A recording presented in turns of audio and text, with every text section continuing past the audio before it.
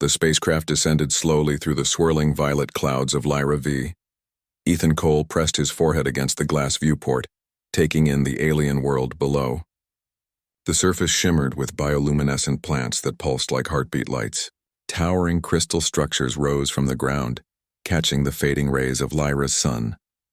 It was beautiful and deadly. "Ethan, you coming?" called Commander Rena from the airlock. He took a deep breath and nodded. Coming. The human team had been sent on a peaceful mission to explore Lyra V, establish contact with the Zarathi, and offer medical aid.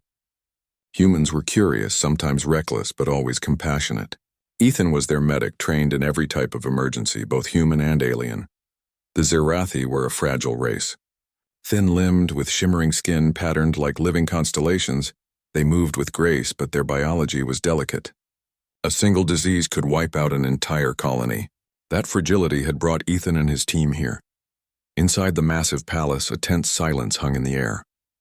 Guards in translucent armor lined the corridors, their eyes glowing faintly in warning. At the center of the palace, lying on a raised platform, was Princess Lyra. Her body, so delicate and fragile, seemed almost unreal. Even from a distance, Ethan could see the faint flicker of her bioluminescence, weaker than it should have been. Admiral Tharks, the princess's protector, met the humans at the door. His eyes, a piercing silver, scanned Ethan with suspicion. "You are human," he said flatly.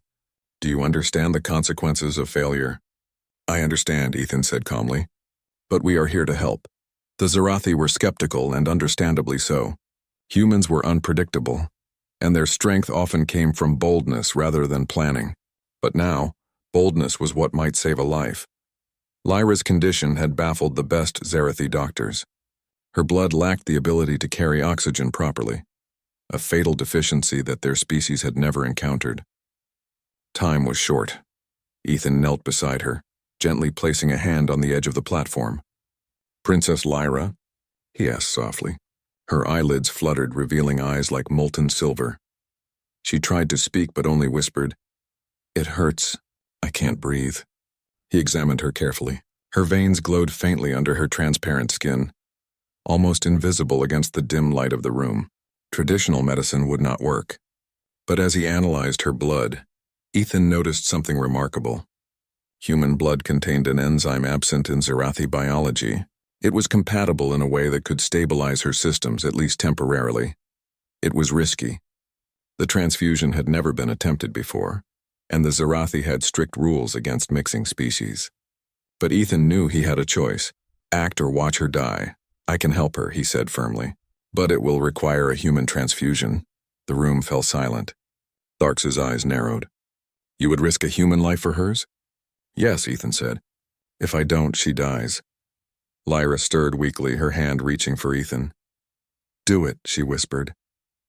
"I trust you," the council debated fiercely. Some Zarathi feared humans. Others, seeing the desperation in their princess's eyes, quietly nodded in agreement. Time was running out. Ethan prepared the transfusion. The device was simple by human standards: a needle, a bag of his own blood, and a monitor to track her vitals. But the Zarathi watched it as if it were a weapon of unimaginable power. He rolled up his sleeve. "This is going to hurt a little," he said. He allowed himself a small smile, trying to ease the tension. The princess managed a faint, tired smile in return. As the blood entered her veins, Ethan held her hand. The Zarathi doctors monitored her carefully, their eyes wide with disbelief. Slowly, her color began to improve. Her flickering bioluminescence steadied, glowing brighter with every passing moment. Then something astonishing happened. Her skin, once faintly shimmering, began to respond to Ethan's presence. When he squeezed her hand, her light pulsed softly. When he spoke, her glow seemed to mirror the tone of his voice. Even the skeptical council leaned closer, unable to look away. She is reacting to him," one scientist whispered. Ethan didn't know what to say. He had expected recovery, maybe even stabilization, but this was something new, something extraordinary. Minutes felt like hours. Lyra's breathing evened out and her eyelids lifted fully. She looked directly into Ethan's eyes, her gaze intense yet filled with curiosity. "Thank you," she said softly. Her voice was faint, but it carried weight. "I feel stronger." Ethan shook his head. "No, Princess. It's your own strength that keeps you alive. I just gave you a little help." The room relaxed slightly, though the Zarathi still watched him like a strange, unpredictable creature. Humans were not just strong in body. They were bold, compassionate, and willing to risk themselves for others. That simple act was unlike anything the Zarathi had ever seen. Later, in the quiet of the palace gardens, Ethan and Lyra sat together. The garden glowed with bioluminescent flowers, petals pulsing gently like living lanterns. "Why did you do it?" Lyra asked, her voice soft. Ethan shrugged. "Because I could. Because I believe life is worth saving, no matter the species. That's what humans do." Lyra considered this. "Your people, they are different. Strong but not just in body. You are brave and kind. That is unusual among the stars." Ethan smiled. "We try. Sometimes we fail, but we try." A faint vibration filled the air. Ethan looked at Lyra, noticing her light flicker in a way it hadn't before. It wasn't just stabilization, it was transformation. Her body was adjusting to the human enzyme in a way the Zarathi had never experienced. "What is happening?" he asked, concern and awe mixing in his voice. "I don't know," she admitted. "I feel power. Different, but not frightening. I can feel energy around me, moving." Ethan's heart skipped a beat. This was beyond medicine. This was something new. Something humanity had given to an entire species. Not just a cure, but a spark of potential. Admiral Tharks appeared at the garden's edge, his arms crossed. "You have done something unprecedented," he said slowly. "I do not know whether to fear it or respect it." Ethan met his gaze evenly.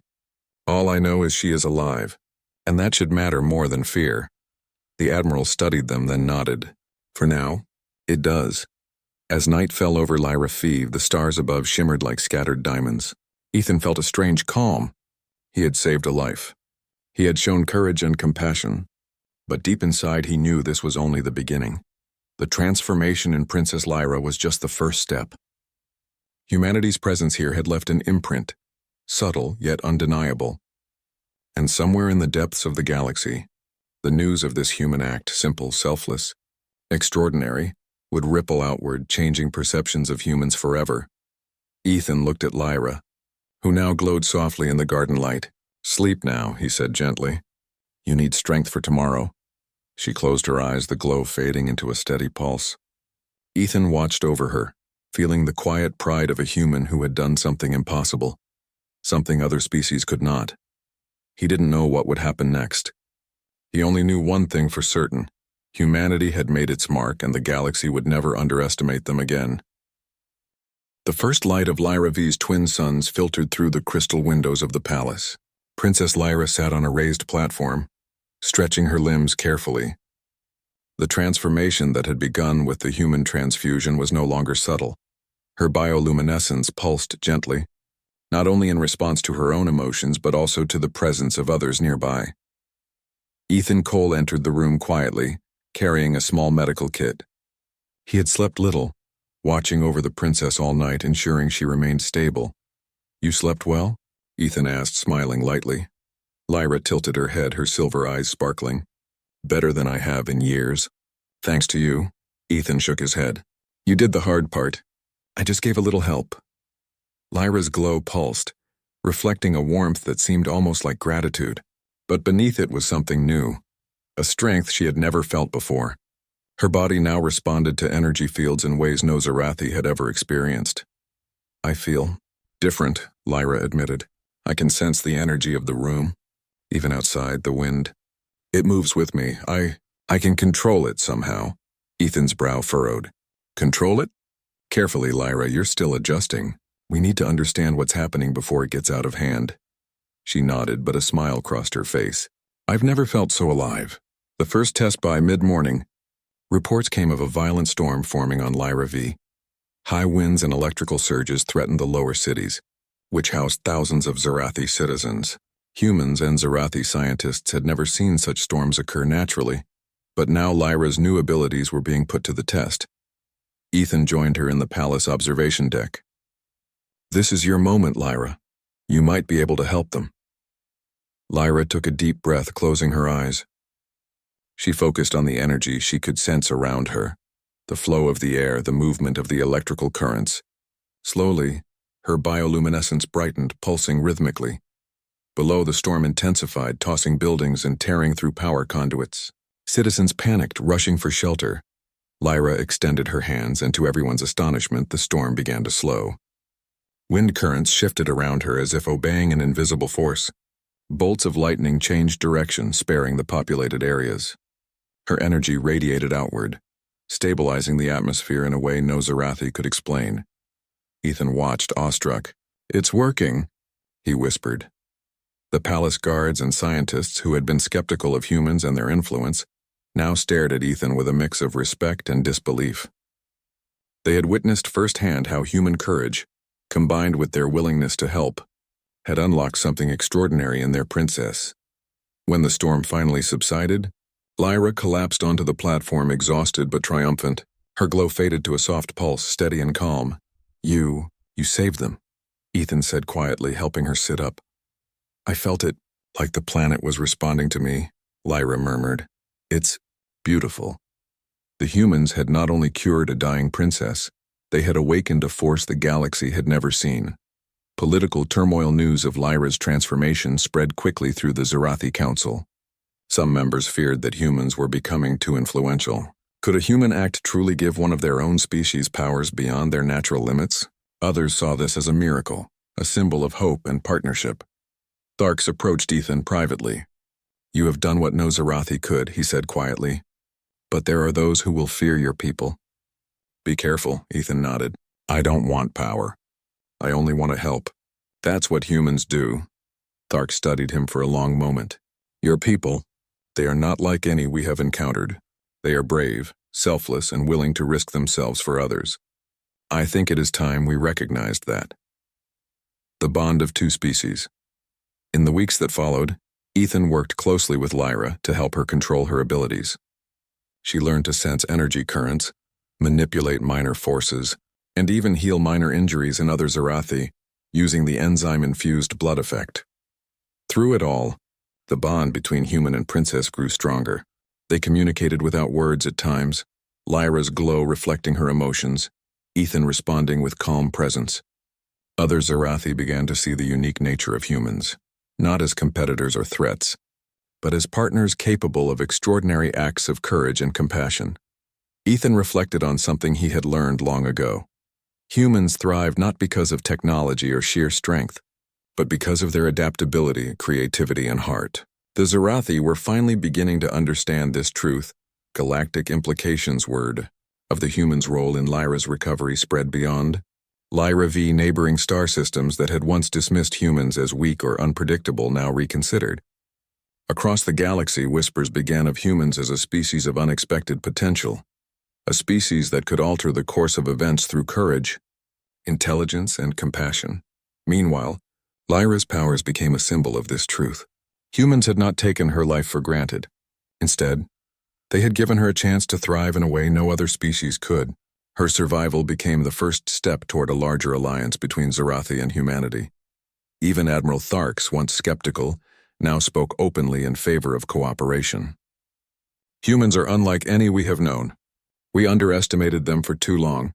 They are not conquerors but catalysts of hope." Ethan smiled quietly. "That's always been our way. We don't conquer. We protect, we learn, we help." A new era begins. Months later, Lyra stood on the highest terrace of her palace, looking out over the capital city of Lyra-Fi. Her glow pulsed gently in the twilight, reflecting a sense of calm and strength. Ethan stood beside her, watching as young Zarathi children played beneath the shimmering plants. "You changed everything," Lyra said softly. "Not just for me, but for all of them." "For the galaxy," Ethan shook his head. "No, you changed it. I just gave you a little help. That's all humans do, help where we can, when we can." Lyra turned to him, her eyes shining. "Then humanity will always be remembered as the species that gave us hope. And that is more than enough."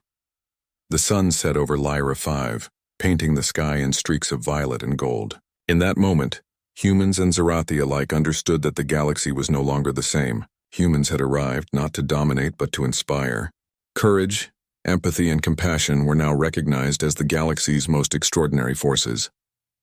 And in the quiet of the palace gardens, Ethan realized something remarkable. He had not only saved a life, he had changed the perception of an entire civilization. He had proven, in the most human way possible, that one person's courage could ripple outward and touch the stars. The galaxy would remember. Humans were no longer underestimated. They were a force of hope, unity, and limitless potential. And as long as there were humans like Ethan Cole, there was no telling how far that power could reach.